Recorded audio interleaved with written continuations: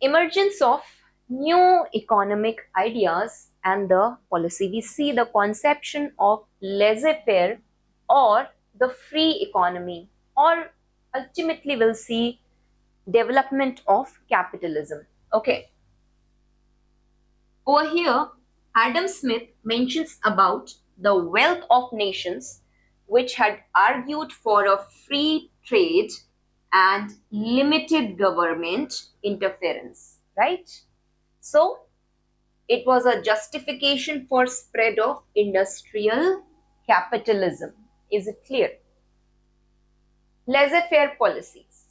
Where followed these policies, it lowered the barriers to manufacturing and trade. It encouraged the competition and innovation, right? Policy changes which were favoring the industry, all that was done. We saw in the cause also political cause. The legislations that were passed were supporting the industrialists, because in parliament, mostly who were sitting, the traders and the industrialists, they themselves have been sitting. So removal or easing of trade restrictions over here, like the gradual curbs on the monopolies and the shift towards the free trade, okay, in the 19th century, it helped the British manufacturers access towards the world market. Another point over here, we'll see that the intellectual climate supporting the free trade had strengthened the British export-oriented model. Is it clear? I hope nothing has much to be explained over here. You can say that conclusively over here, Britain, it was trying to have its own policy, you can say, drain of wealth from all the colonists, all its colonists, right, nations or colonies. Financial and commercial impact. We see over here development of modern finance, how expansion of the banking. We see the Bank of England. We see development of joint stock companies. We see development of the stock markets. Now, all this is going to provide credit, right?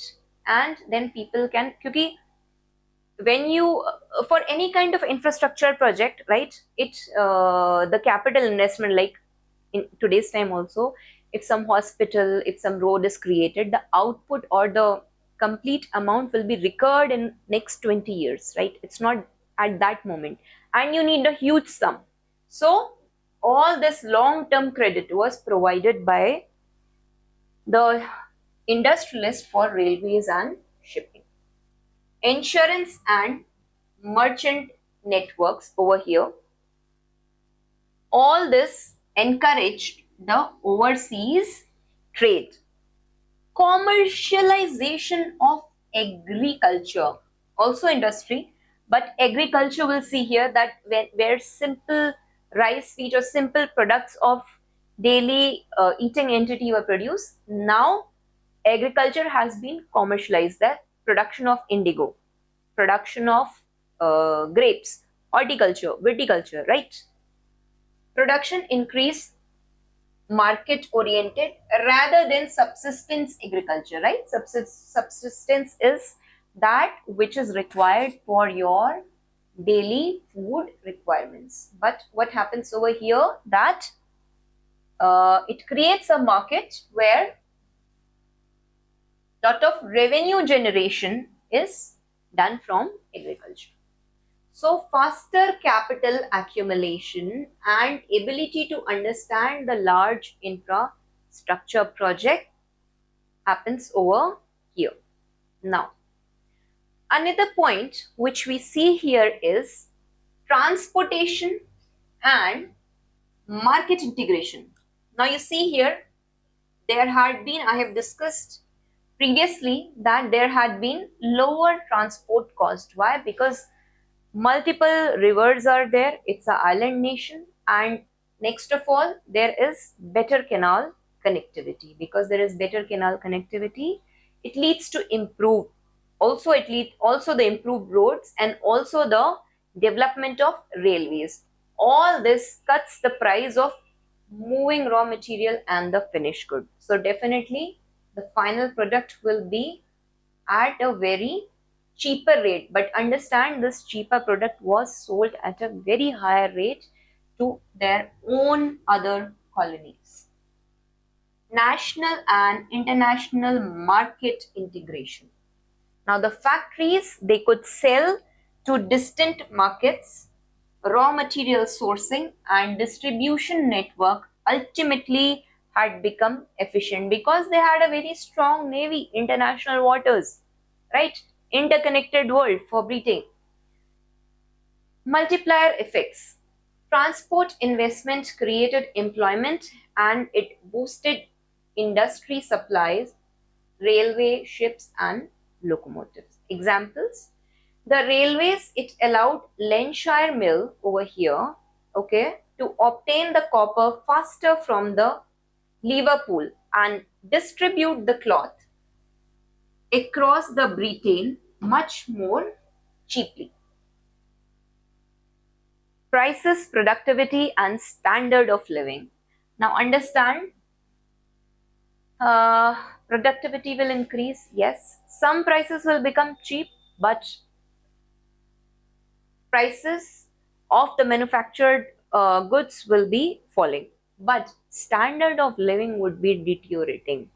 People would be living in small, small cubicles. You see here, falling prices for the manufactured goods. Why? Transportation cost is less, logistics cost is less, right? Mechanization lowered unit cost. So many goods, they become cheaper and accessible to the more people. Again, rising long-term productivity and GDP per capita. That means when there is any nation which is industrialized, automatically its GDP, right? Gross development product is going to be increased, right? There is going to be a long-term productivity. So industrialization had set the basis for sustained economic growth in Britain. Now, but there were short-term hardships for many. Urban working conditions, I told you, totally deteriorated. Low wages, okay, overcrowded housing.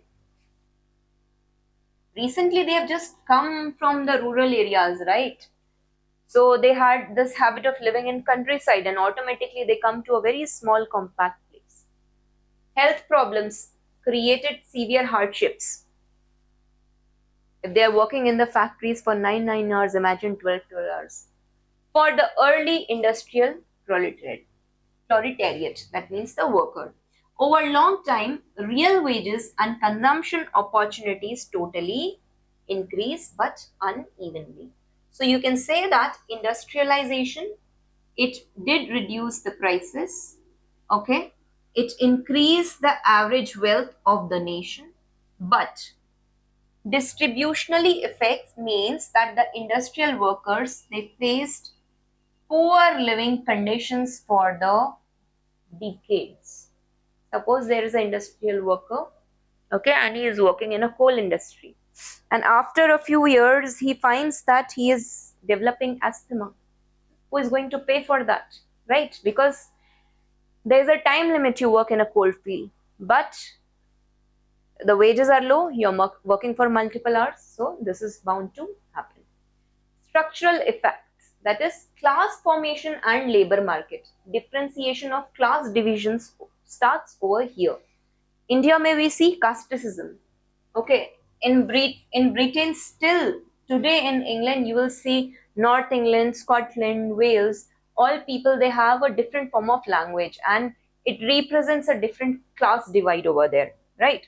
So new classes have been formed: industrial capitalist owners and urban working classes, okay, the proletariat or the poor people.